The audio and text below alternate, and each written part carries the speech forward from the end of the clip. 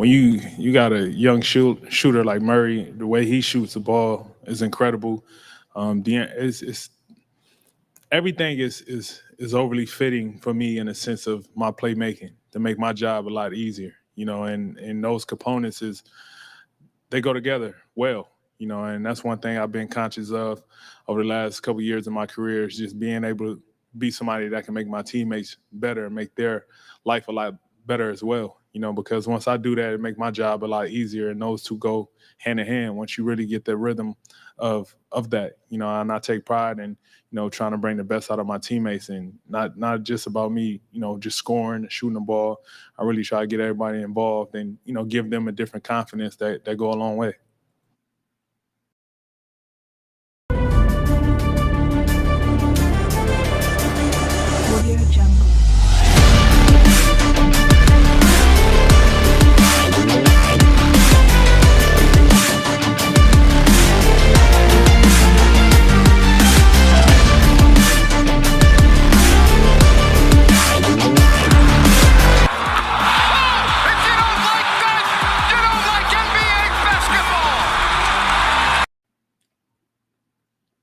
Just kidding, Bane. Come on, Bane. I wasn't going to let that happen 2 days in a row. Welcome into the King's Court, kicking off a triple header of coverage for you here on If You Don't Like That. Grant's going to take up the middle innings with a 5 o'clock open forum show tonight at 8. We get back together, do a Wednesday night sports scrum, talk whatever you want to talk. In fact, today we're going to go any way that you want to go. Here on the King's Court, not a ton of news going on. A little bit of a slow time. The Kings close out the California Classic tonight in Golden State. They've sent some of the Summer League players down there. So you're going to see Keon, Boogie, Mason, and so forth, Colby. But I'm too loud, John. Okay, now I'm too loud. Interesting. Okay, are we better? Too loud, John? Should I move it back a little bit? Is that better for you? All right, there we go. But you'll see that tonight. That'll be a lot of fun. We've got, oh my gosh, Finchy, what am I going to do with you, Finchy? I'm just kidding. But yeah, the NBA, a couple things to lead you off with. The NBA is reportedly finished their media rights deal. Yeah, I was going to get to that too. Good job, Jay. Taking on Team Canada tonight. Kawhi Leonard has opted out. He is no longer going to be playing. Derek White will take his place on Team USA. Kevin Durant still dealing with that calf strain. Anthony Edwards still the number one option for Team USA. But the NBA rights deal reportedly has been reached with NBC and also Amazon Prime. 11 seasons, $76 billion. Now, the CEO, the head of Warner Brothers Discovery, which runs TNT, believes there is some language currently in the valid contract that is still in place right now. And by the way, ESPN still retains the rights to the NBA Finals under the new package, but he believes that there is going to be an opportunity for TNT to possibly match a portion of that contract, the new rights deal.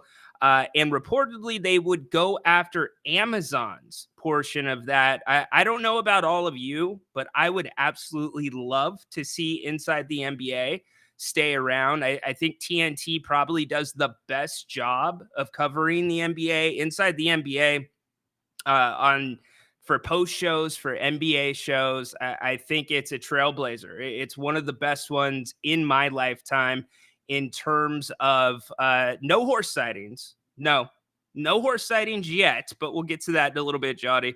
But it's one of those shows that it had it all, right? Still does it still has it all, I should say. Between the comedy, the Shaq and the Fool, the little puns back and forth between Kenny and Charles. It's just a great mix. EJ, everything he has been through. What a great man, by the way. His story is quite amazing. So it is an open forum here today. Like I said, you can take the show any way you want. Cody, those things were amazing. I shouldn't advocate for those from where I'm at right now, but it was pretty damn cool when you got every single pay-per-view. And then they changed the game, I think. When they realized that people had them, they were able to block certain things. And then people called in and were like, hey, my cable's not working. And that was the confirmation.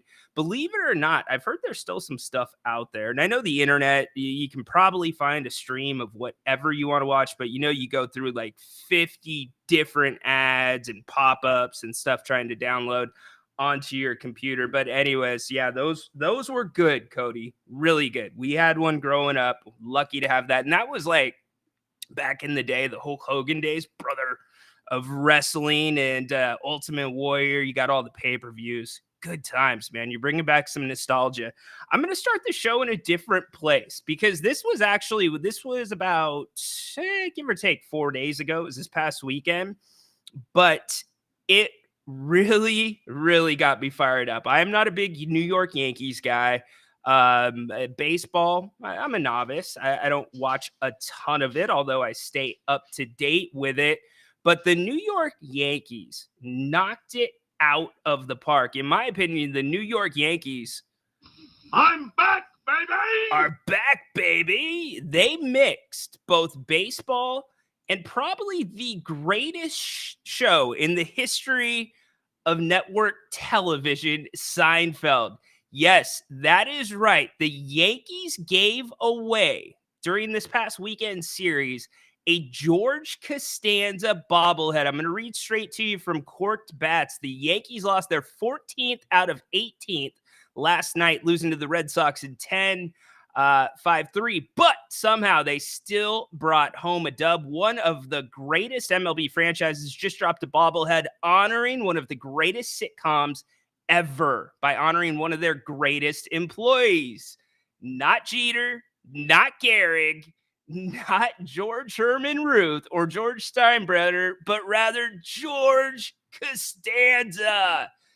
I'm back, baby! Last night, they dropped a bobblehead in order of their former assistant to the traveling secretary and yada, yada, yada. It's real and it's spectacular, isn't it? How cool is that? I can remember the episode when he's standing there in his office with the bat.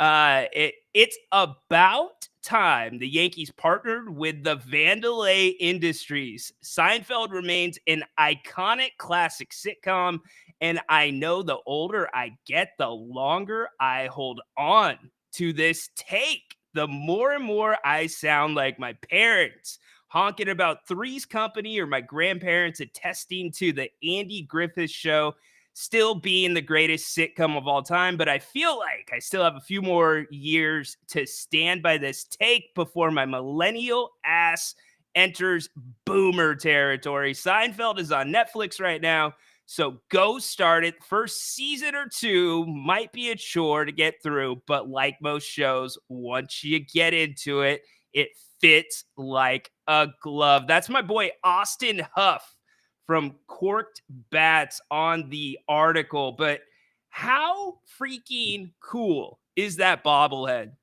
Sometimes sports teams knock it out of the park with these promotions. And I know the minor league baseball teams and, some of, they do these different things to get people out to the park, whether it's like, I don't know, when we were at the River Cats game, it was cat night. Bring your cat to the ballpark. I remember the San Francisco Giants, after winning a championship, they gave away replica rings. Those things were going for a lot on the market after the fact. So sometimes they do really good, but a hell of a job by the Yankees with the George Costanza doll. In fact, if you're a Seinfeld fan, it's really hard to decide what is the best episode of Seinfeld of all time. I am open to hearing your thoughts on that. John, horse sighting. He's going to be here Friday. That is the horse update.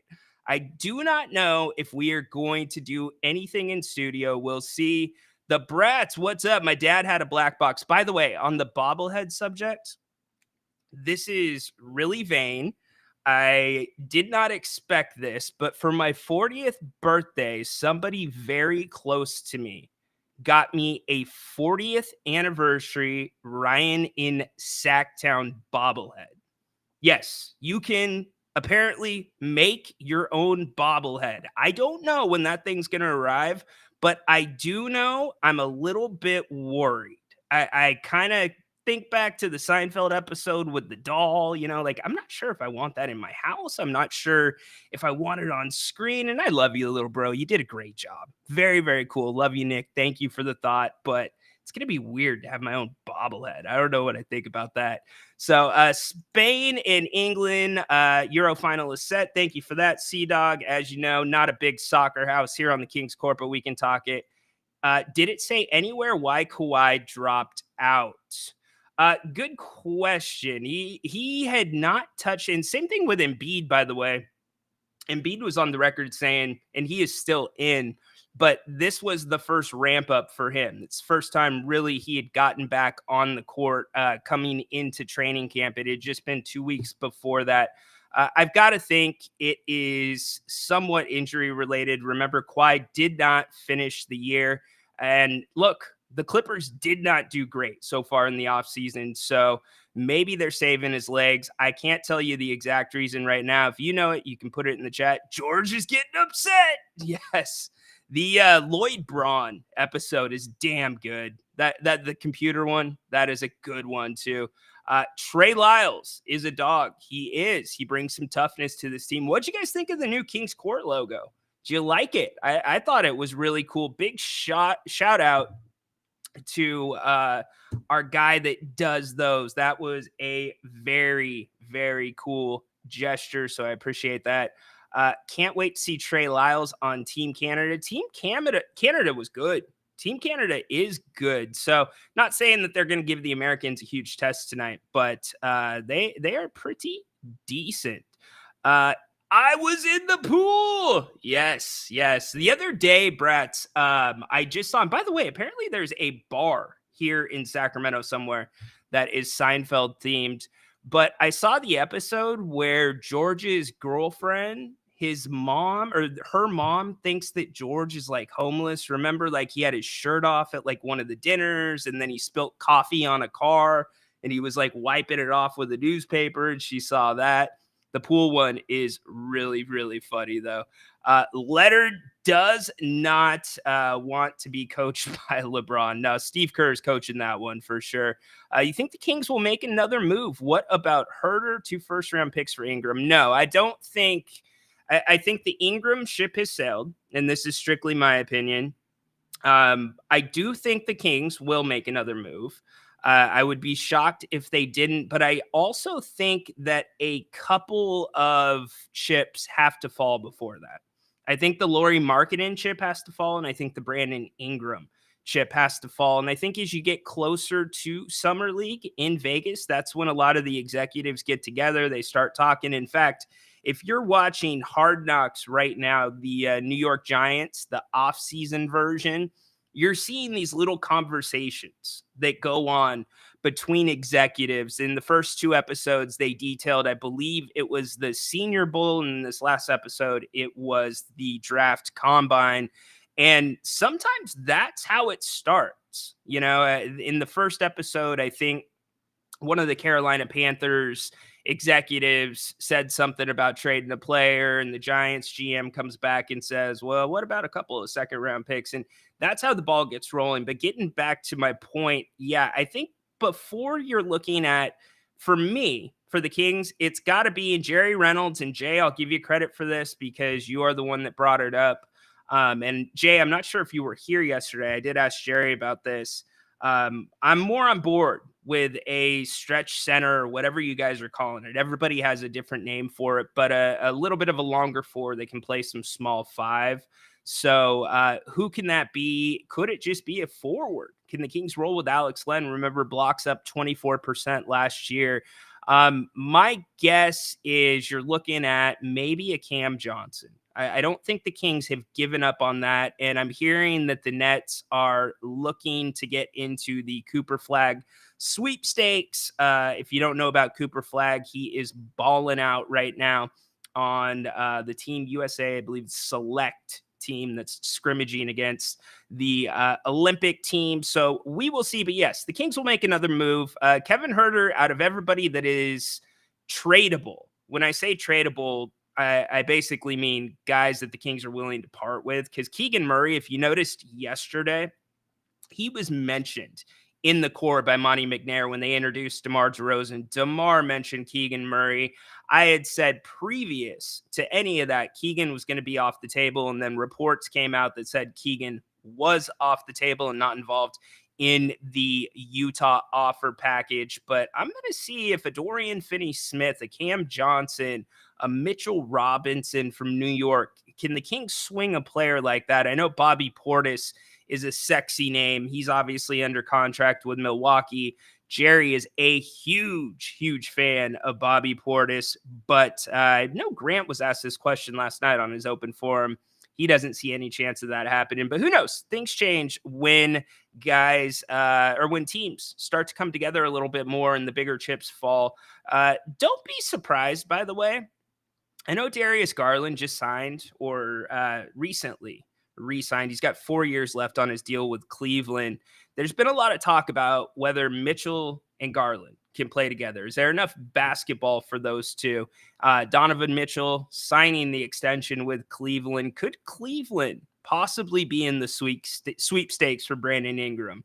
That would be a decent move for them. Who knows? But I think Brandon Ingram, the ship has sailed here in Sacramento.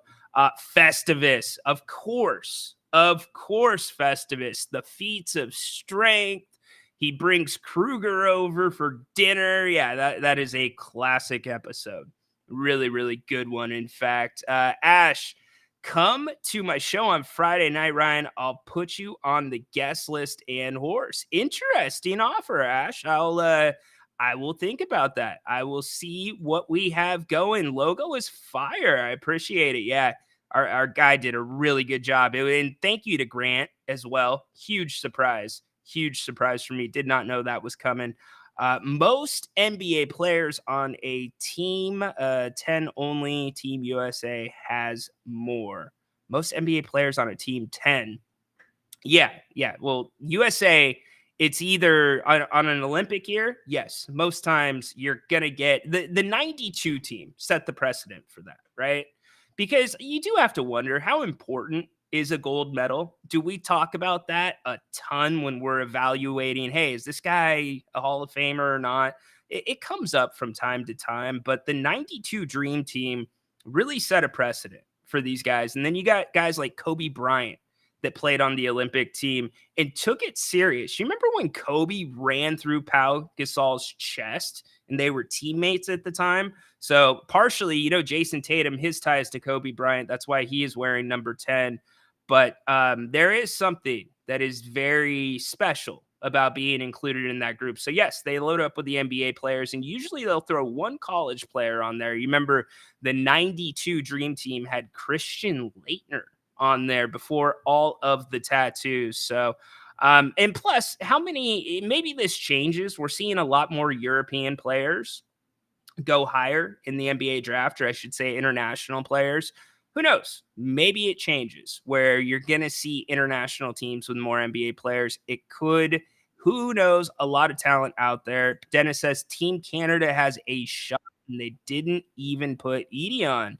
Yeah, Edie, by the way, after his summer league debut, he's the favorite to win Rookie of the Year. What do you think about that? Jay says no Cam Johnson. Interesting. Harlow's. All right, very good. I'll let you know about that. I see Jay waiting there. We'll get to him in a second. Are the Kings still looking for a Bobby Portis type of player? Flores, I don't know exactly what they're looking for. I think they are looking to improve that forward position, just for the sense that the reason that they went cheap with McLaughlin is because now that extra cap room that you have, which comes out to about $5 million. So if you trade Herter, that gives you about 21 give or take, to play with, being a little bit on the low side on that estimate. They're looking to upgrade that. And I do think that there is DeMar DeRozan changes a little bit of the mindset in the building. I kept going back to this. I tweeted it out last night. The one word that I kept coming away from yesterday that I kept coming back to after seeing DeMar, listening to DeMar, was genuine. He's so genuine. He's not a 35-year-old at the end of his career trying to get a bag. This dude wants to win. This dude's professional. And I'm not saying he's another HB, but you look at the amount of games that he's played throughout his career, the amount of minutes, the guy takes care of his body. Now, anything could happen, but DeMar is also going to change a little bit of that mindset. He's going to hold players accountable. And I think it does raise a little bit of that dog mentality on this team. It may push people to go a little bit harder, dive a little bit more on the floor, take a few more charges. But ultimately, Flores, they've got to get better on the front line. That is where it's got to come. Whether it's a Portis, whether it's I know there's been some talk about Walker Kessler. I'm not sure he's the best fit, and you're definitely not giving up a first-round draft pick for him. I think, again, until the Brandon Ingram shoe drops, I think it's going to be hard to really know in the marketing. And I'm on the record saying this. Anybody that trades for marketing before August, idiots.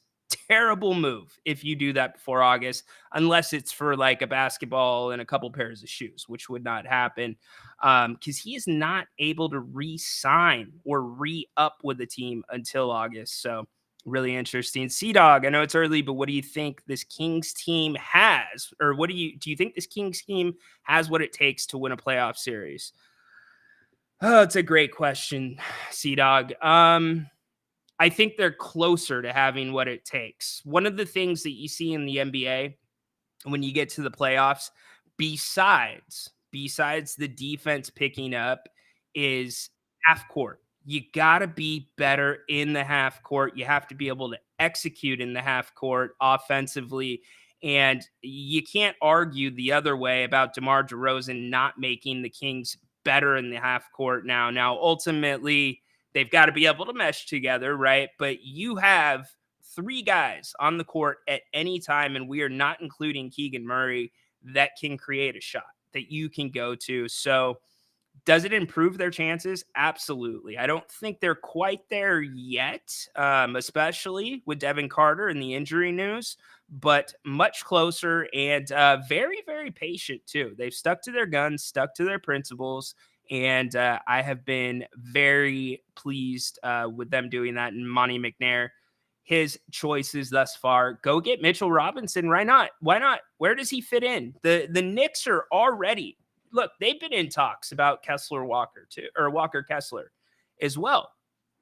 So, there's going to be an opening there. Can you get him?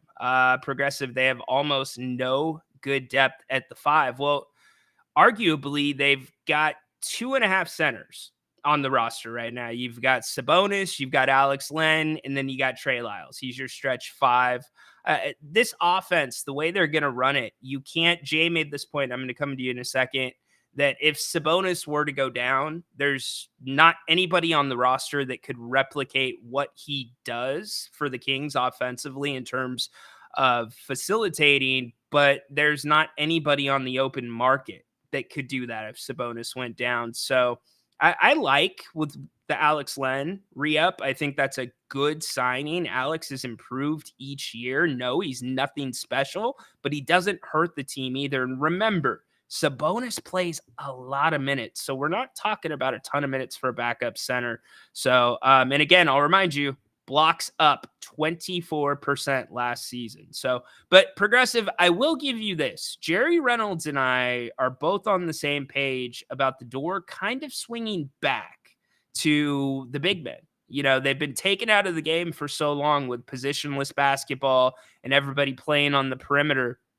But both of your teams in the Western Conference Finals last year, they both had twin towers. So what's that tell you? Is the NBA shifting back? And that's a Western Conference that was stacked, by the way. And the West is not getting any easier this year, especially with Memphis and what they have coming back. We get to our first call of the day. Welcome in, Jay. Welcome, thank you. Yeah, welcome to your show, Ryan. Back, Uh, Back, baby! what's up, dude? yeah, we're short on the center position at the 5. That's no secret. We do have, like you said, Alex Len, 7'2", 7'1", whatever, how tall he is. He's going to be great for matchups when it comes to matching up with those teams, in particularly the Twin Tower type of teams like Minnesota. Coming off the bench for that game, he can easily, I think, for 110% match up against like a Rudy Gobert. But Totally. the issue, the issue with that is we know Rudy Gobert isn't going to get buckets like that. He's not going to create his own shot. He's coming out to set the pick on the perimeter, and that's going to bring Alex Len out of position, and then that's where you get the mismatch. Him trying to guard someone quicker, faster, a perimeter player. But for the most part, when we do play those Twin Tower teams, he's someone that I can see getting more tick. I don't think he would play if we get a power center, strong center, athletic, like a small center that's athletic, strong, and is going to be a bruiser. If we get someone like that, a lot of people are mentioning like a Mitchell Robinson. He happens to be 7 feet tall. But I'm instead of a Mitchell Robinson, let's paint a picture of someone, I guess you could say kind of like a Bobby Portis, 6'10". He's gonna hold his own down there. Yeah. But I'm trying to think of a better example, like a Bam Adebayo. There you go. Perfect example. Athletic, strong, 6'9". We need to get someone like that, and we've spoke about that, but that's the person that would come off the bench and play the majority of those 82 games, not Alex Len. And if it makes you feel better when we are playing maybe, oversized teams, whatever you want to call it, a lineup that I have in mind would be a Trey Lyles and like someone like that, Bam Adebayo, off the bench. Put in Trey at the 4 and then put in the athletic 5 at the 5 spot. But back to like the Mitchell Robinson, that's not going to happen. The Knicks only have one center. So we're not going to be trading for him anytime soon, unfortunately. They're looking to upgrade the center position, though. Mitchell Robinson only has 1 year left on his contract. So, yeah, but we don't. If you're trying to upgrade, you got to get to 5 now. Who's on the roster that's a 5? Randall's not really a true 5. He's more of a 4. Yeah, I got you. Yeah, so you lose Isaiah Hartenstein. Yeah, they lost him. Plus, they're not going to want Kevin Huerter for that, and I'm not going to want to give Kevin Huerter for a center. Let's just be honest. I'm not going to give you shooting just to have a center. That's not. We don't need that. We need as much shooting as we can, especially with DeRozan now coming on the floor and not shooting from the 3-point shot as well as Harrison Barnes did from a career average. But we've talked about it. We have athletic guards that are available. You just got to look, like you said, you look where people aren't looking. Yeah. What can we offer some of these free agents, and maybe there's some teams that are looking to make a deal. But once again, I'm not for giving up a shooter for a center like that.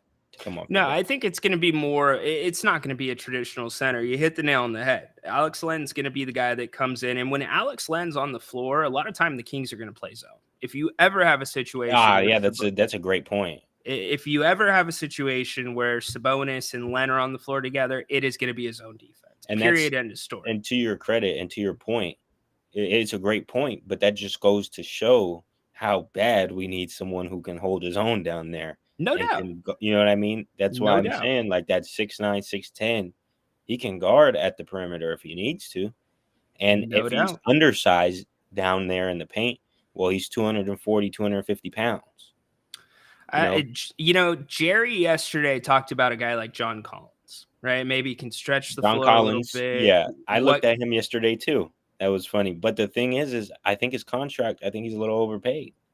A little bit, yeah. He did sign on for a little bit more. And that's when dudes were getting paid a lot when he signed. Also it's Utah. So you gotta pay a premium. Yeah, and I don't have a problem with what he's making. I think it's great for him and his family. And, I don't think it's necessarily the best move financially for the Kings.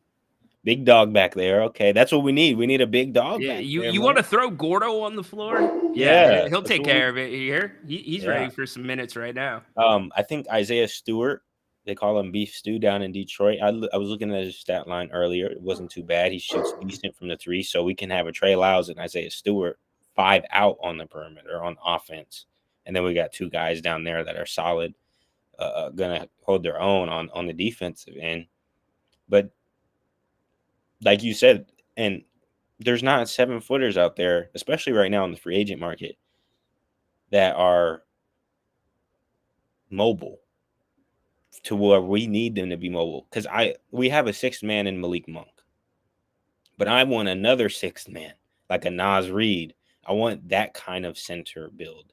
I want a 6th man to Sabonis. We have a 6th man on offense, but we need that 6th man to Sabonis, because if he goes down, he's going to need rest. You need your Scott Pollard. You need Thank your you. Scott Pollard. Yes, I get that. Here's the thing. The Kings are going to run it as the roster sits. It's not going to be any different than last year. If Sabonis is out, the Kings are going to throw Lyles in at the small ball 5. And that's what they're going to do. I don't like that. I think he's a really good power forward. I think he's great at that. And I would rather put Trey Lyles at the backup 5 than Alex Len, because he's more mobile. But I'm just compensating at that point. Because if he gets hurt, I'm not starting Trey Lyles at the 5 all season long. Well, Trey Lyles, by the way, to your point about getting hurt, he was hurt at the end of the season as well last year. He missed a decent amount of time. So hopefully we don't see that again this year, because how much did he miss at the front end of the season? It was a good month, I want to say. Yeah, I think he missed a good portion. Yeah. And I think they'll go small. But to your point also about other teams targeting mismatches, I think the Kings now with DeMar DeRozan, they have the ability to target, or at least they did it in the play-in game against Golden State. Like, they were thinking one play ahead, like how they could get that secondary matchup, and it worked perfectly. They got Draymond onto De'Aaron. But I think the Kings are going to be looking to exploit mismatches like that on offense. And I think you're going to see a team that actually slows down a lot more in the half court, which is going to be way different. And to your point, we're built for that. I think we're built for that. You absolutely are. I mean, the big problem last year was when the Kings had to play offense in the half court, Jay. It was swing the ball around the perimeter and then 8 seconds on the shot clock, scramble. And you don't have guys that could scramble, especially at the end of the season. No Monk, no Lyles, etc. No Herter. Now you have on the back end, you've got DeMar DeRozan you can go to, right? You've got Keegan Murray, who I think somebody made the point a couple days ago that it may allow him to spot up a little bit more. That's true. I think that he may get some more of those looks as well. But I think the Kings are more equipped to operate in the half court, which was a huge liability. I think so too. And I think with that second unit that comes off the bench, the Keon, the Monk, I think that's the unit where we can try to run them off the floor, pretty much run that fast-paced offense. And I think putting Alex Len in there just slows us down. Yep. Respectfully to him. No, you know what? He's been better, though, about getting up and down the court. He has sparked a couple of fast breaks, and he's ran a lot better than he did his first year in Sacramento, but still not good enough to do. And I like him. I think you definitely need a 7-footer on your roster year-round. Do. You absolutely do. So this is a good point. DeMar attracts centers and forwards. He does. And the other thing we're not taking into account is how much he gets to the free throw line. A lot of times when he attracts those guys, he gets them into foul trouble. So I feel like the Kings have the opportunity to kind of get some of those guys off the court, your livelies, get them on the bench and then take advantage if they need to. Yeah, so that was a huge issue for the Kings. Huge. The Kings didn't get to the line last year. And we need our PJ Washington. We need our Aaron Gordon. If we can get an Aaron Gordon archetype like that guy at the 5, I would be fine with a 6'8", 250. I hear you. Linebacker that's jumping out the gym. You know what I mean? I hear you. For that second unit, I really think they need to. But once again, I'm not trying to give up Kevin Herter for that. I hear you. Shooting. I think it's going to be interesting to see how they stagger the lineups. Now with DeMar added in, Malik back, who, like last year, there was never usually a time where Fox or Sabonis were off the floor at the same time. Usually you had one of those two on there. Yeah, It'll be interesting to see what they do this year because they've got more options to go to. We have not necessarily the cap space, but we have cap space. And I think it's a waste of space not to use that. You got $5 million. That's $5 million more than a lot of Kings fans and people that cover the team projected. You didn't think you were going to be that far under. And exactly. I heard Dirk, I think he called last night on Grant's Open Forum, and he was talking about McLaughlin's defense and him being a pretty darn good defender at 6 foot. So I think he's still an end of the bench guy. I don't think. He's an end of the bench guy for sure. Yeah, but I think he'll get playtime. I think he'll get more playtime than Jalen McDaniels. I don't think Jalen McDaniels should ever touch the floor, honestly. Why is that? He's terrible. Just respectfully, his stats are terrible. He's coming off the worst season that he's ever played. Super inconsistent shooter. Not very good defensive rating. Yeah. Toronto fans were covering the trade, and they were like, good luck with him. So, I don't think he'll ever touch the floor. I really hope I wouldn't be mad if we waived him, but if there's a way where we can get him off, I think the restriction comes off on August 27th or something like that. For like a 2031 second round pick, I would do it. Like, I want him off my roster, and then that would free up 4 plus that $5 million in cap right there. Interesting. Plus, if we go out and get like that power 5, well, the power 5 can play a 4 too if Sabonis. You know what I mean? Like, that's the beauty of it. I feel you. Get him off the. I mean, it sounds so bad. I know, but he can't shoot the 3. It's not, he can't score. He's got it. Most of his buckets are in transition. He can play well above the rim. He's a good help side guy once in a while. But yeah, he's a little bit raw, and he is further into his NBA journey than some of these guys. That's the thing too. It's like you would think he would perform better, but you see what he is going to be for the most part. Yep. Because he's further in his career. No doubt. I said it the other time. Somebody just brought up Metu. He's a little bit more of an athletic Metu, but Metu was more polished offensively. Yeah. The Kawhi Leonard stepping down and Derek White stepping up. Yeah. If you would have asked me a month ago, I promise you I would have told you the same exact thing, that Jaylen Brown was snubbed. He should be there over Drew Holiday. He should be there over Halliburton. Those are 2 players for sure. You could pick your whichever one, but he should be there over one of those players. Now, Kawhi Leonard, a forward that you could put at the 3, the 4, the 2 even. Yeah, 1 steps 2. down, and you bring in a point guard to replace that. So now you got Halliburton, Drew Holiday, Derek White, Curry, Anthony Edwards at the 2, Devin Booker. So you have like 7 guards after a forward just left. And not to mention, I mean, Jaylen Brown has more finals MVPs than Derek White, Drew Holiday, and Tatum combined. So I hear you. Yeah, it's 1, but yeah, I hear you. You make that stat sound good. Real men of genius. I don't think it's gonna matter. I get your argument, but Derek White's not gonna play much. Same thing. It's gonna be surprising. Anthony Edwards. Everybody's like, "Oh, he's not the number 1." He knows he's not the number 1. He was joking around with the media. Yeah, he's. But hey, that's what we want to see. You guys want to see someone take LeBron's, well, not LeBron's spot, but you want to see the next guy. You want to see what they do. That's the confidence you have to have. You have to be 100%. Delusional somewhat. You have to be, pretty much delusional. Dude, he's talking junk to the locker room attendants in Denver. He believes it. He believes it. I know he's messing around, but there's a part of him that actually believes that he will. Well, he's not that number 1 guy now. He knows that, but he feels that one day he will be that number 1 guy. Absolutely, he does. I love the way he plays. His mindset, he's throwback, the way he plays the game, an old school 2 guard. I hate that he's in the Western Conference, though, Jay. He's great. Yeah. So, hey, brother. I think Kai Jones, Oh, go ahead. But I think Kai Jones already signed with the Clippers. So Ty Jones did? Kai Jones. Yeah, someone commented about that. But yeah, that's pretty much it. There you go. Hey, join us again at 8.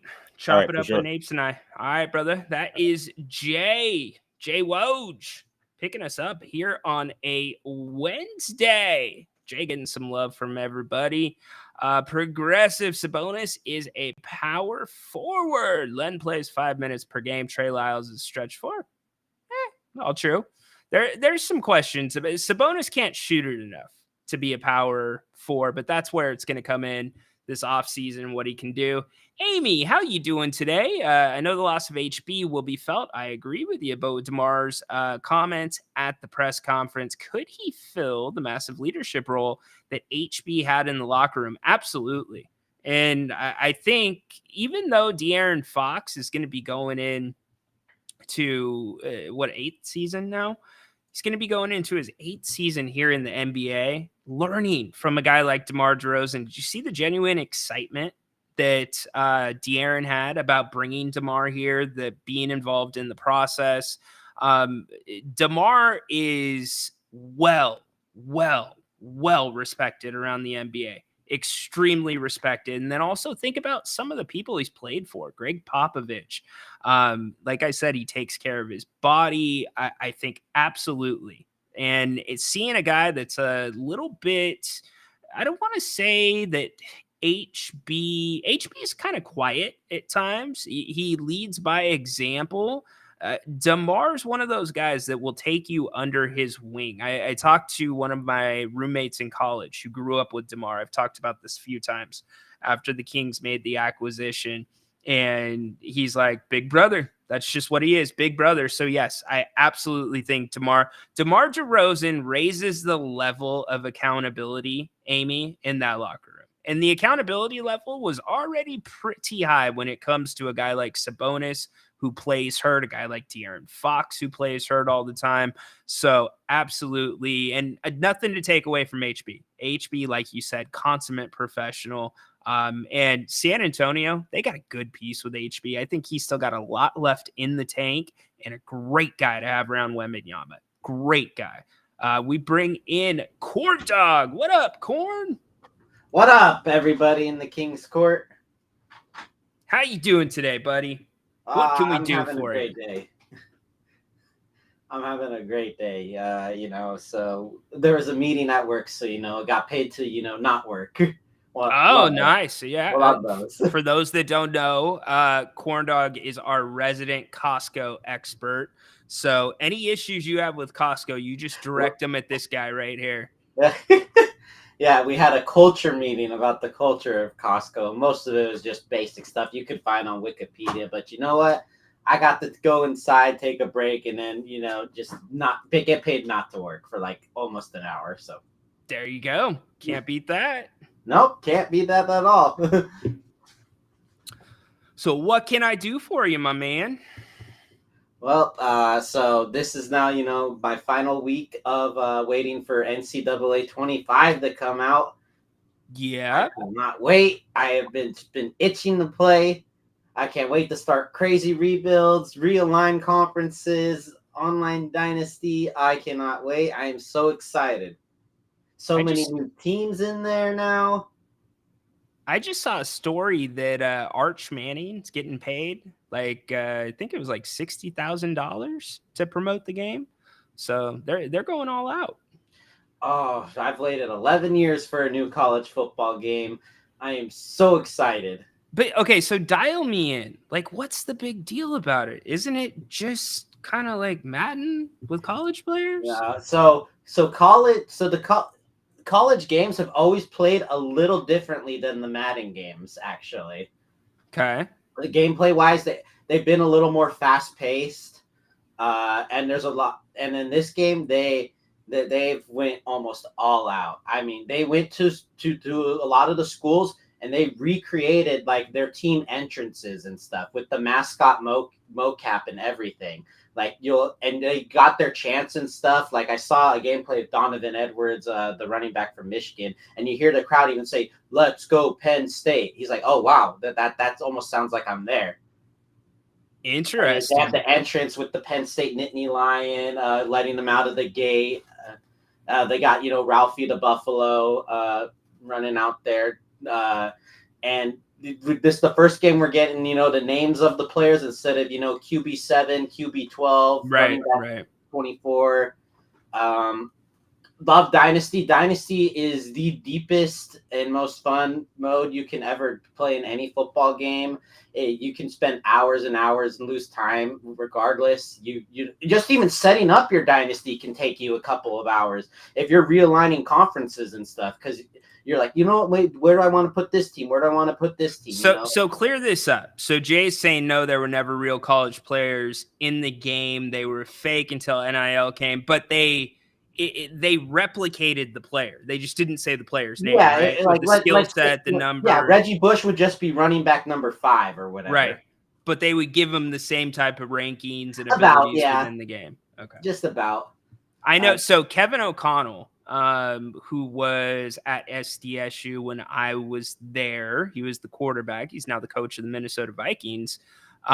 He used to get pissed about the games, and SDSU sold so many number 7 jerseys, nothing back his way. It's the only jersey they sold in the student store. Yeah, I know Tim Tebow said, when he was in college, he probably had the highest selling jersey, like right up there with Kobe and LeBron when he was at Florida.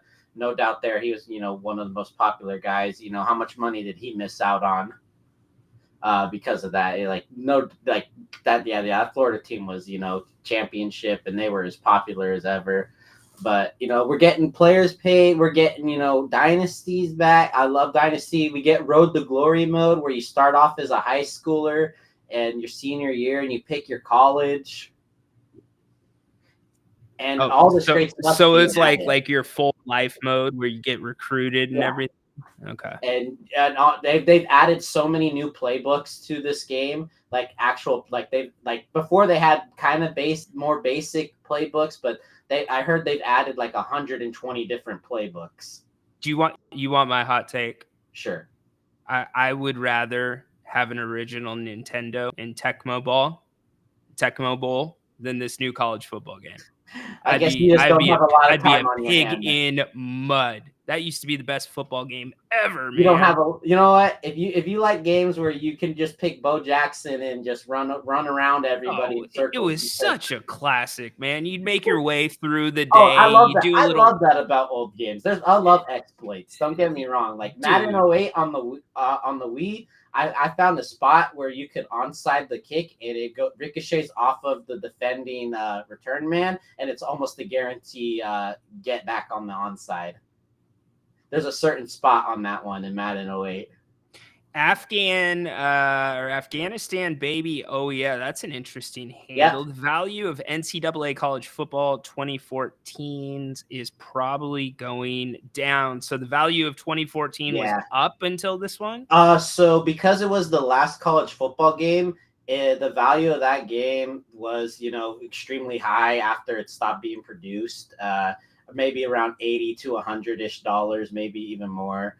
But honestly, I felt that was never worth the price, because just like 2 years ago, I got NCAA 12 for like $10 for the 360, and it's almost the same game. You got Andrew Luck in that one, which NCAA 14 doesn't have. I got Andrew Luck, and that's when they revamped Dynasty mode from 12 to 13, 14. That's when they got a new engine for the new generation, and they stopped making it for the older, the PS2 consoles, and they were strictly just the PS3 360. They revamped Dynasty mode in that one, and they did some improvements for 14, which is why it was held in higher value than 12 at the time. But I didn't think it was worth being, $100 compared to a $10 pickup worth more. But now it's probably going to tank now that we got EA College Football 25. Gotta love it. I'm waiting for the Billy Madison moment where he goes, "What happened? I blacked out." You just like switch gears like that, bro. Went straight into your video game. How many video games have you beat in your life? Beat me? Oh man, that's a tough. That's a tough one to describe beat because there's some games that are like just like online only, where it's something like a Mario Kart kind of thing, where it's like that, like you're mainly playing online, or Call of Duty, or even like a Dead by Daylight. And then there's single player, stuff like your Sekiros, your Dead Soul, Dark Souls, Ghost of Tsushima, Spider-Man and stuff, Hogwarts Legacy. What did you just say? Tsushima Spider-Man? Ghost of Tsushima, the Spider-Man. There's a lot of there's a lot of those single player games which you still can beat, but again, there's a lot of multiplayer stuff, like multiplayer only games, like Fortnite and stuff. Like there's not really something to beat. Well, there is a market for gaming on this show. I know we're putting BJ to sleep. Sorry, BJ, you got your Jerry Reynolds yesterday. I'm giving Corn Dog some runway for a second. 11,000 games. I didn't even know there's 38 systems. Holy crap! Ooh, it's more than I know about gaming. Yeah, I could see 38 systems, especially because the old days they kind of went rampant with there's a lot of systems that are extremely rare now that didn't sell well, like the Philips CDI, the 3DO, Sega Saturn. There's a lot of those. Sega Saturn. It was the sequel to the Genesis, but before the Dreamcast. It did not do well. Okay, got it. Okay, last question, and then I'll get off of it. Alex is getting in really quick. Not a big gamer, but the last Spider-Man 2 for PS5 this past year was incredible. All right, there you go. All right, so last question about video games, and then I'm going to kick you out. What's the longest streak you've gone? Like a video game session, like 8 hours, 16 hours, okay. Like you wear a diaper, you go for 48 hours. What? Lay it No, out. that probably has happened. Without the details. That's probably happened in like a game it's a computer game mainly. It's called Civilization, where basically you can just start at like the beginning of all time or whatever and expand your civilization. And you meet other civilizations and either, befriend them or go to war. And that's usually a game that you play where it's like, this is my whole day. Sweet. And, All right. And you know what? Just for college football, if anyone's planning to get that game, put in the chat, what's your target rebuild? Like not your favorite school, like that's already near the top, like your Clemson's or Georgia's or whatever. Like what's a school you want to rebuild, like bring back to glory? Mine's Cal. I want to bring Cal Berkeley back to glory. I'd say Notre Dame. I'm a Notre Dame guy, football-wise. Yeah, you're always come pick someone besides your favorite school, man. Notre Dame, baby. Notre Dame. Notre All right. Dame's like a 10-win team. Yeah, but they never win the championship, so it's been a while. Plus, I have somebody in my family that played at Notre Dame, like way extended family. He was a quarterback there, so that's why our family has always been Notre Dame fans. But all right, dude. Well, you look forward to the release of that video game. I appreciate it. Join us later tonight, Granite 5, and then we'll be back at 8 together. So come hit us up. I like that answer, C-Dog. I like that answer. UConn, of course. I still owe him a PJ. Can without details, can you confirm whether or not you're wearing a diaper right now, Corn Dog? No, Corn Dog. I said no, Corn Dog. Corn Dog. We're not doing that here, Corn Dog. No. All right, buddy. Have a good day. Holy crap! This guy freaking stood up. He's like, oh, I guess it depends. Haha. Get the joke? No. You know what my problem is with video games? If you are older, you're going to get this. If you're younger, you are not going to get this. Like, I'm 40 years old, right? 40 years old. I'm a man, Mike Gundy style. We used to play video games to play things that we couldn't do in real life, right? Like, so sometimes, like I mentioned, Tecmo Bowl, NBA Jam, like there were certain games, Tiger Woods Golf, I think it was year 2000. But kids these days, instead of going out and playing basketball, they play on the sticks. Instead of playing football, they're on the sticks. You know, it's too much video games. Get out and do something. You remember back in the day, before cell phones, but when pagers were around, like you would just you'd leave your house at 8 a.m. You wouldn't come home until street lights were on. You'd be out playing, riding bikes, doing whatever. Wish you could go back to that. Kids got to get out more these days. And I say that with a 9-year-old who has a couple of gaming systems. But yeah, anyways, I love sushi too. Sushi is not a bad thing, my man. Just depends. Okay, there's certain, if you're gonna like sushi, got to be a sushi snob. You've got to be a sushi snob. You can't eat sushi anywhere. I'm not going to go to like the gas station stuff. That's pretty obvious, but no names mentioned. There's some sushi buffets around here that are atrocious, that for whatever reason, every time I drive by them, there's like a line around the building. I'm not going to name any names of good sushi restaurants either, but there are a couple in town that are pretty damn reliable. Genesis, yeah, Sonic, that was always a good one. I don't really remember a lot of the other games that were on Sega now that I'm thinking about it. I know you got Tails and everything. Let's see. Irish fan in the house, Mason. I love it, my man. Flores says he would rebuild Penn. Gears 5 at least once a day since release 2. Gears 5. I don't know. That must be a game. Yes, Corn Dog Unleashed. He got a little bit weird. NFL Blitz. Okay. Never heard of that one. Played both as a kid. Yeah. NBA Jam. Like, if there was only one video game to have, it would either be Tech Mobile or NBA Jam for me growing up. Those two were just the best. I used to love those two. Number one buffet on floor and has good sushi. Interesting.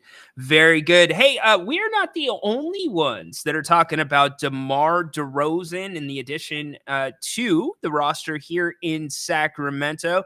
It has caught the eye of some of the national media and some people that I actually respect. One, Tim Legler. So Tim Legler was actually on the All NBA podcast talking about the acquisition of DeMar. I'm going to play a couple of sound bites from that. Here's Tim Legler on the acquisition of DeMar DeRozan in Sacramento. Out there kind of spotting up, standing around, waiting for De'Aaron Fox and Sabonis to run their action. Now, DeMar DeRozan is a really good dribble handoff player in terms of receiving dribble handoff. So right. There's going to be stuff where you can run it twice from the same possession. You know, you come down, you run some Fox and Sabonis action. The ball ends up back in the hands of Sabonis a lot of times out of that action at the top of the key. And then he will run quickly, do a dribble handoff on the opposite side of the floor. Sabonis probably next to Jokic. I don't know the numbers on this. I might be making this up, but it seems to me is the second most usage rate with the DHO behind Jokic for anybody in the NBA. So if you can run both of those multiple dribble handoffs in the same possession, and the second time you're handing the ball off to a guy like DeMar DeRozan, who really knows how to come off those screens tight. Now, he's not using it as much to create offense for other people as he is for himself, but that's going to be a major part of their offense. But I also think, obviously, if you got DeMar DeRozan on the team, you got to have more primary usage with getting the ball to him to start the possession in specific spots. What this might do also is create other opportunities for Sabonis on the offensive glass, because DeMar DeRozan is going to get his share of double teams when he starts. That's an interesting point. Now, the dribble handoff point was not surprising that you could go double-sided with that, but getting Sabonis some more offensive rebound looks, I did not think, and that's what made me think when I heard that drop earlier, that we would see games where DeMar would be straight out double teamed. That was not something that came to mind, but certainly it could happen. He could be a mismatch for certain players. DeMar is sneaky strong, really sneaky strong. So the other thing that I think this opens up, and this is something the Kings, Malik Monk, a genius at. You see him do it with Sabonis all the time. The pick and roll. They did it a lot, not just Malik Monk. Fox got involved with the pick and roll. In fact, they were running pick and roll with Keegan Murray and Fox together in the playing game against the Warriors.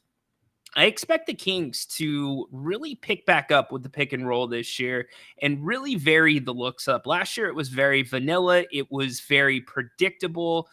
What does that mean? What's up, Patrick? Happy Festivus. Patrick's back, baby. baby! Happy to have you, dude. Welcome to the show, brother. Getting back to my point, the dribble handoffs are there, but the pick and roll action is going to be extremely important. And if Kevin Huerter does still end up on this roster, that is where you could probably get some value out of him, assuming he comes back from this shoulder injury. Okay. He's on record saying it's been the hardest season, or it was the hardest season of his career, and understandably so. Every day, you don't know if you're going to be in Sacramento. You don't know if the team wants you. You're being guarded differently. You're struggling from beyond the arc, but it wasn't for a lack of effort by Kevin.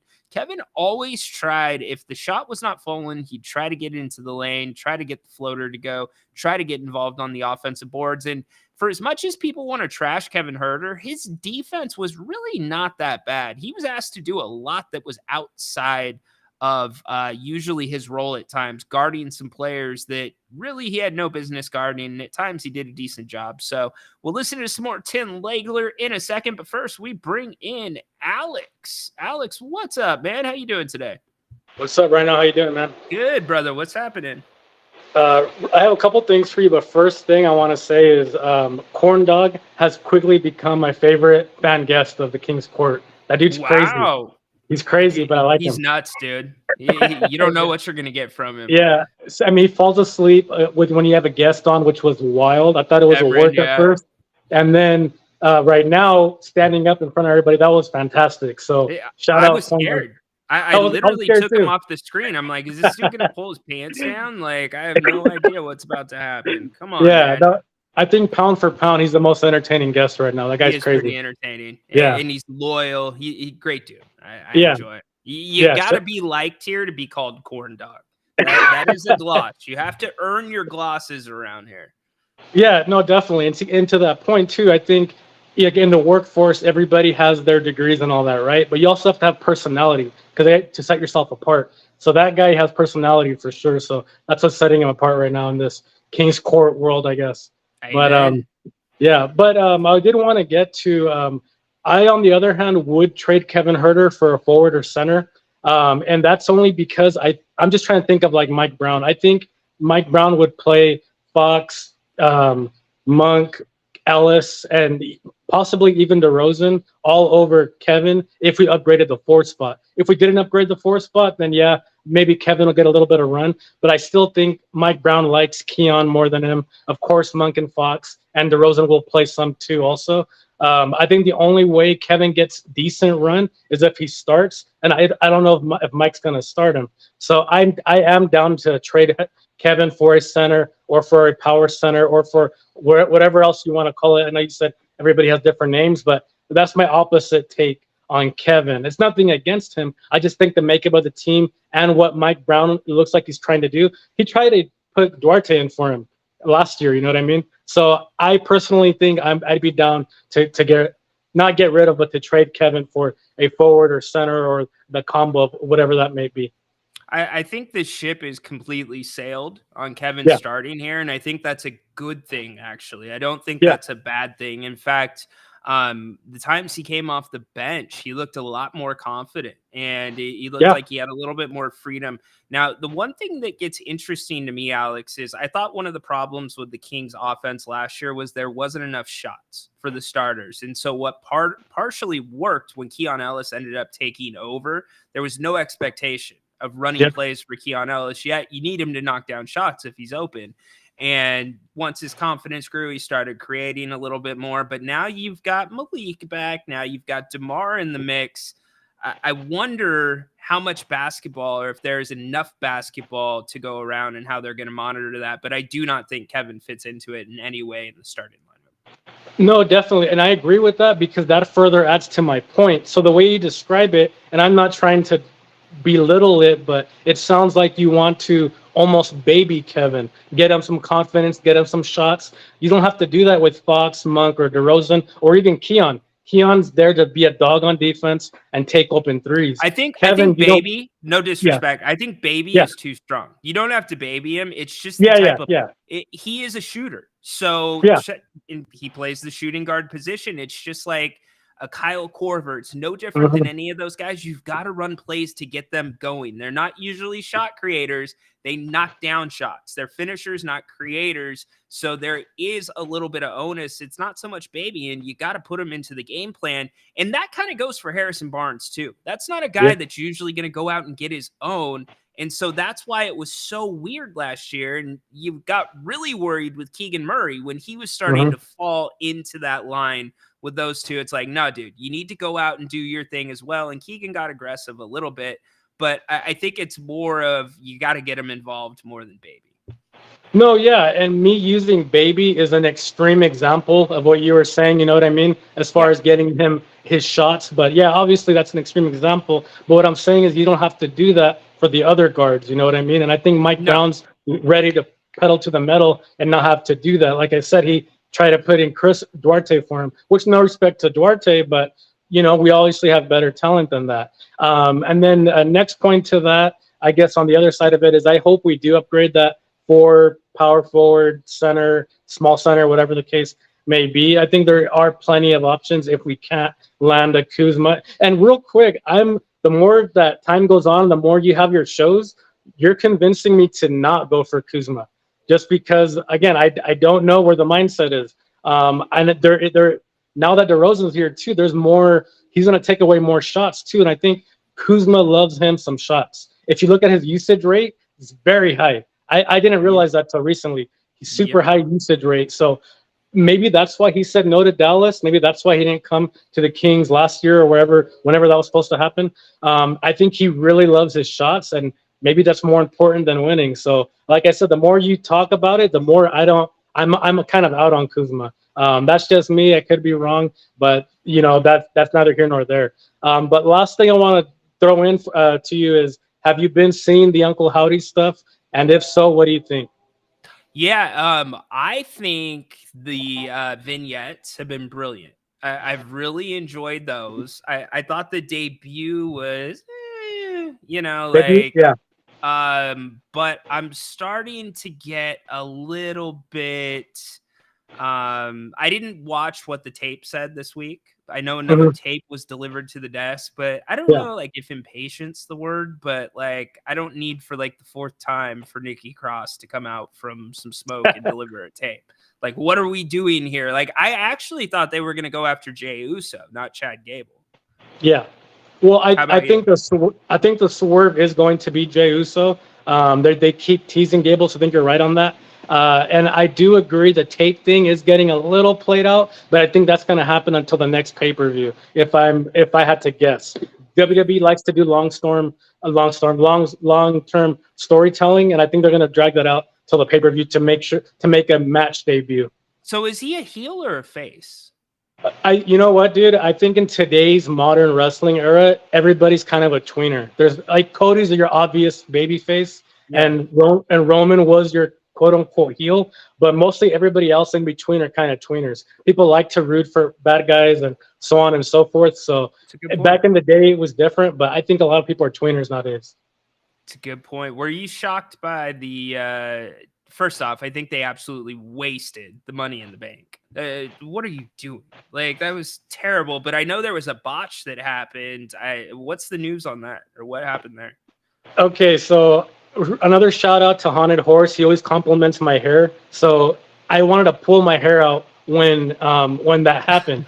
Money in the Bank is my second or third, maybe first favorite, even next to WrestleMania and the Royal Rumble. I love those pay-per-views. Money in the Bank's fun. It's exciting. It's a briefcase. But man, when you waste it, especially that same night, it took the wind out of my sails. Right? It killed me. Yeah, it was terrible. And that, I mean, maybe because they're thinking they have, like, I know Gunther's going to headline SummerSlam. They want Roman to come back too. So maybe they're thinking, oh, there's no room for it this year. But don't do it the same night, bro. That's crazy. Wait a month, wait 2 months. But that was terrible in my opinion.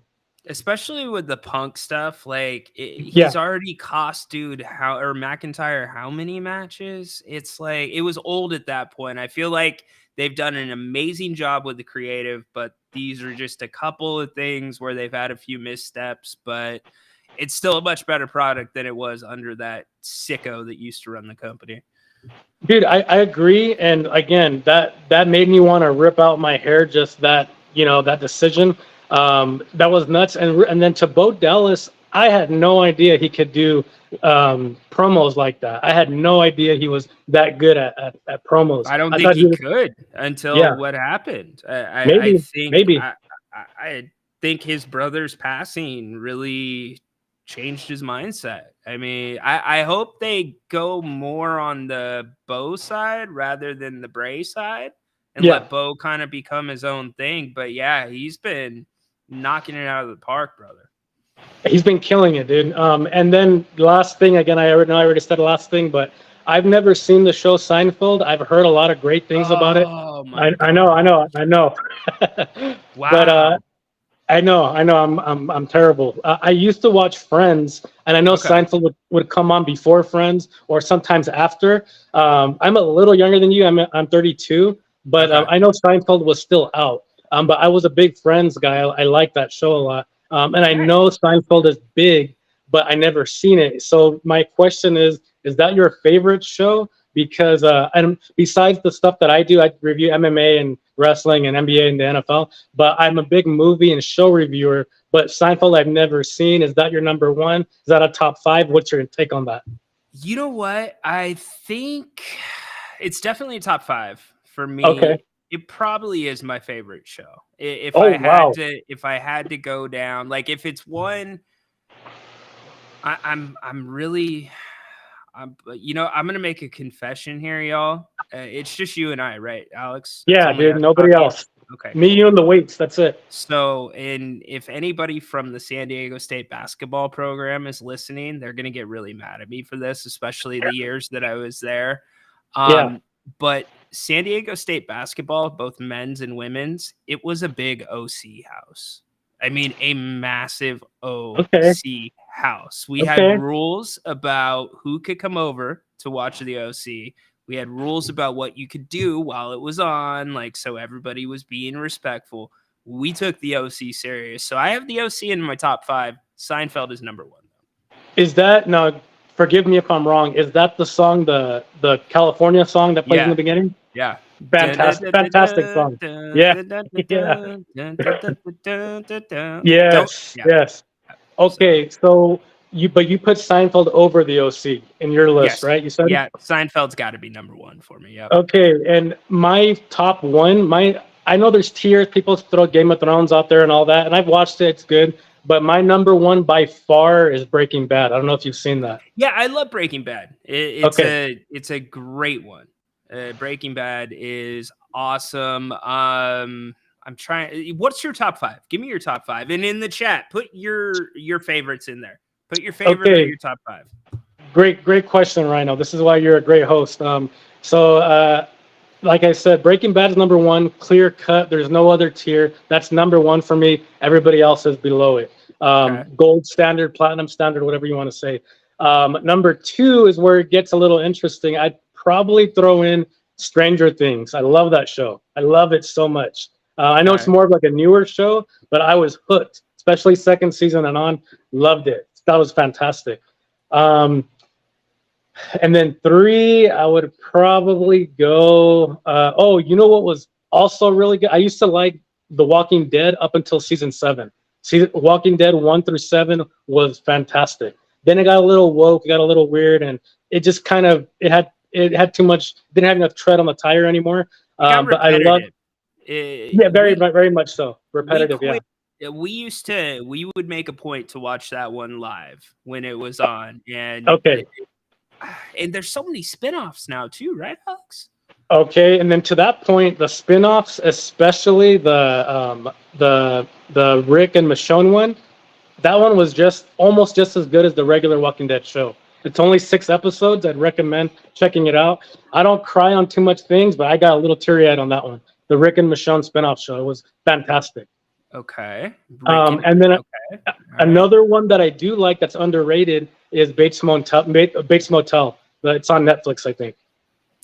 I have not watched it, but I've been on the set at Bates Motel. Really? Universal Studios, yes.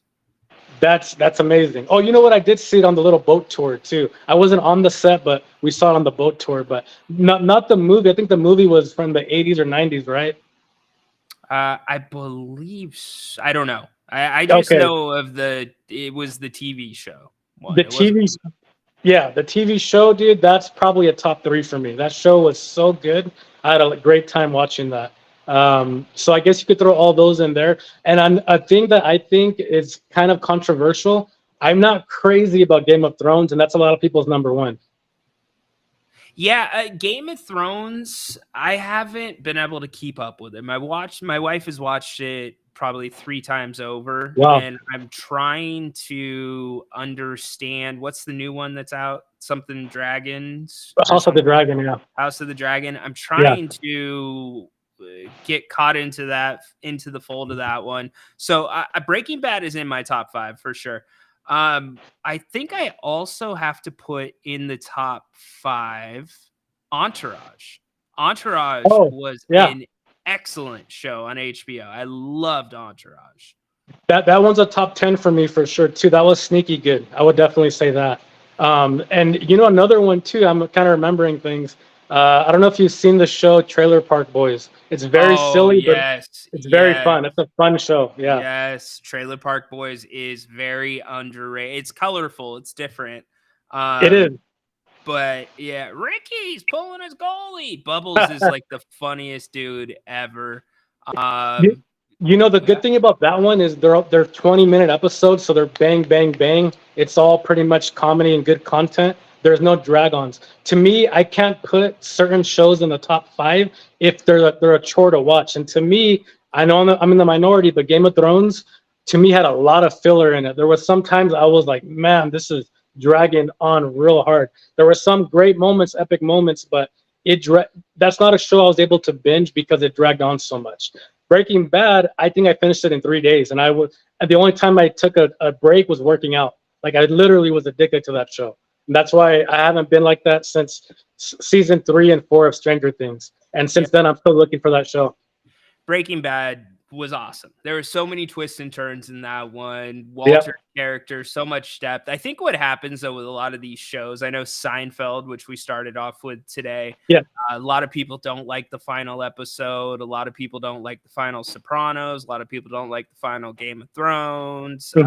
I'll throw another one out there. How about How I Met Your Mother? A lot of people don't like the final episode of that. You know what? That was also fantastic, dude. That was also a good show. One too. Yeah, that was. Yeah. So there's a lot of good stuff out there. You guys keep the chat going. Let us know what your favorites are. So I guess if you had to be on an island and you got to bring one movie with you, Alex, what movie are you bringing, dude? Oh my goodness. I always go to The Revenant. I love that movie. I think it's great. Such a good story. Tom Hardy is incredible in it. I love The Revenant. The Revenant's fantastic. But if I want to be entertained nonstop, I love Pineapple Express. That's just a movie that I've loved. I just love it. It's so silly and dumb even, but Pineapple Express is such comedy to me. That one never gets old for me. Love it. All right. Yeah. Good stuff. Yeah. Always a fun conversation. See, we don't just do Kings here on the King's Court. We get off track sometimes. So good conversation, man. You got me thinking now about shows. Yeah. I actually saw Cobra Kai, by the way, Condog. I thought that was a good show. And to be fair, I never saw any of the Karate Kid movies. And I enjoyed Cobra Kai though. That one I haven't seen either, Cobra Kai. I hear it's good, but that's one I need to check on. The last one I'll throw in there too, I very much enjoyed Wednesday. I thought that was great as well. I had zero expectations for it, but I thought Wednesday was great. Wednesday, I've seen it. It was good. Can we acknowledge, and I get that it's colorful, I'm not supporting anything or, getting behind certain things on the show, but what about the Chappelle show? I mean, there was some gold with some of those skits. Gold. Player haters ball, like there was the Prince stuff. And he made us some pancakes. Yeah, I mean there was a lot of stuff on that one, but okay, you know what, man? This is why this is a convoluted conversation. Chappelle has to be top 10. That has to be. the whole Rick James thing was probably the hardest I've ever laughed in my life. The Rick James, Chappelle stuff. That was crazy. So yes. yeah. I have to go back into the dungeon and really do my homework on that to really get a solid. Right now we're spitballing, triggering memories, triggering endorphins and all that. So, Yeah. that We're I gotta go leaving back out and think so about many it. good ones. We know we're leaving out good ones. So 100%. Well, Brandon says Jaws, The Fugitive. Chappelle Show is definitely top 5. So we're hitting some nerves here. All right, very good. Yeah. Chappelle is a legend, man. He pushed the envelope, so good for him. Workaholics the game a too. little bit. I forgot about Workaholics. You know, I've seen that one off and on. Mhm. If you're gonna say Workaholics, what about was it Reno 911? No, Super Troopers was better than Reno 911. Gosh, man, this could go on for days. All right, dude, I'm gonna get you out of here before I just turn this into the TV court. Yeah, definitely. All right, man. Great conversation. Thanks for having me on. Have a good day, brother. Absolutely. You as well. Yeah, Better Call Saul. Not a bad spinoff as well. See, look, if this is your first time here on the King's Court, we go all over the place. All over the damn place. And by the way, I just saw Jaws 2, 3, and you want to hear something funny? My 9-year-old saw Jaws 2 before I did. How funny is that? He went to one of the theaters where they were doing like dollar movie day with his nana and saw it. So he was telling me what happened in that one. Speaking of places that you want to be, make sure you get out to Bennett's. We are brought to you by their newest location, the West Side Grill, out in Rockland in the Blue Oaks Town Center. I was at the Sacramento location last night off of Howe and Fair Oaks. Had an amazing, let me underscore that, an amazing dinner. Had the wedge salad off of the happy hour menu, their sips and tastes. By the way, they've got like Korean short rib tacos on the happy hour, calamari, all this great stuff, and some tremendous wine choices as well. Entree went with the steak and Fritz, the hanger steak. Unbelievable. Get to bennettsrestaurants.com. You can check out all of their different menus, also their specials, like their Monday Night Dine and wine special, where $65 get you a bottle of wine and a couple of entrees. Also, weekend brunch, it's $49 now. That gets you 2 entrees and a bottle of champagne. Also, they do family meals to go. So if you don't feel like cooking and you're having a group over, make sure you go check out their website. All of the great stuff on their menu and bigger portions for you to take home. Also, great areas, whether it's the patio or the private dining room, if you're going to get your office or family together. That is bennettsrestaurants.com for menus, information on the other locations, gift cards, and much more. And they can help you out if you're gluten-free or any food allergies. They will work with you. So huge thanks to Brian for a wonderful meal last night, and Margot as well for an excellent meal, excellent service. And thank you to them in the West Side Grill for sponsoring the King's Court today. What a fun day we've had. We've gone all over the map with Kings. We've got a little wrestling in.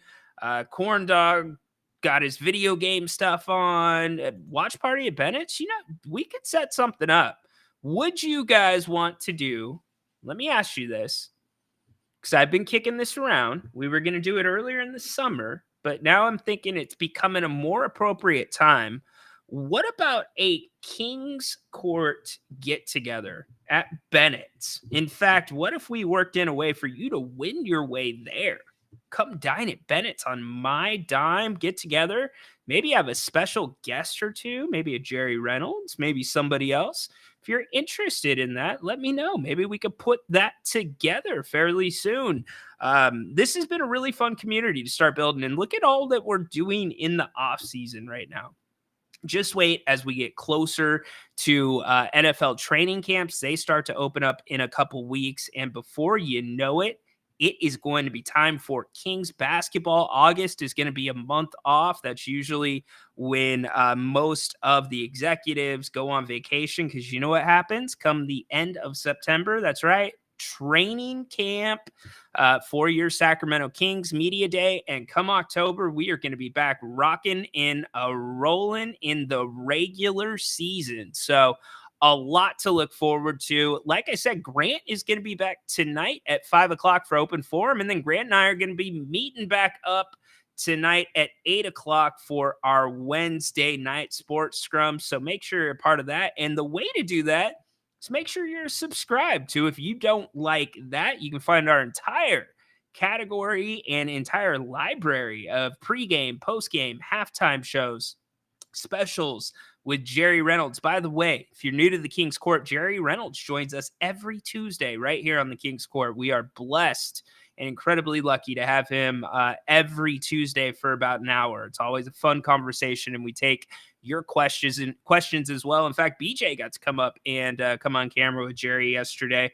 But make sure you're subscribed, and we would really appreciate that. Come back tonight for Grant, 5 o'clock Open Forum, and then make sure also you're following the King's Court on Twitter. We're 10 followers away from 1,000.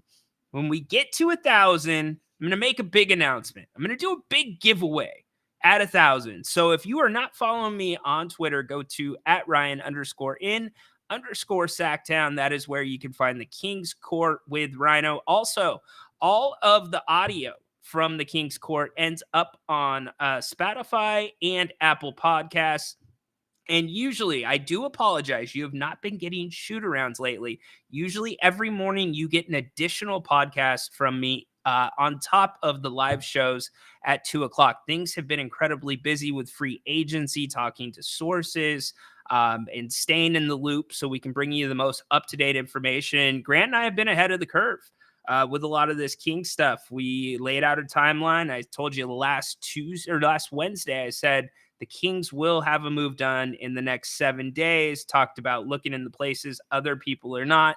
Talked about the things Monty McNair was trying to make sure stayed in place, like fluidity and liquidity, making sure if something doesn't work out, you can maneuver out of it, but also looking for contracts that have multiple years. And guess what happens? DeMar DeRozan on Saturday. So we will keep you up to date on what happens with this team, what the next moves are, because we are hearing, right, not going to speak for Grant, I am hearing that they are not done. DeMar DeRozan is not it. The Kings still looking to improve this roster. And remember, there is still plenty of time to improve this roster. I mean, plenty of time. So I love the reaction. It looks like we want to maybe do a get together. We will definitely start thinking about putting that in place. But hey, Grant's going to be here in just about an hour and a half.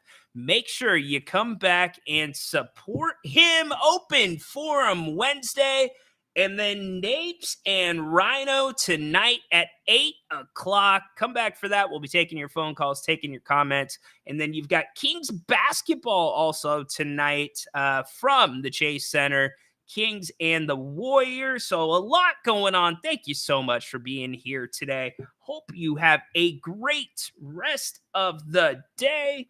Holy moly, Jimbaboli. Go Kings, light the damn beam. Stay away from Levine. Court is dismissed until 8 o'clock.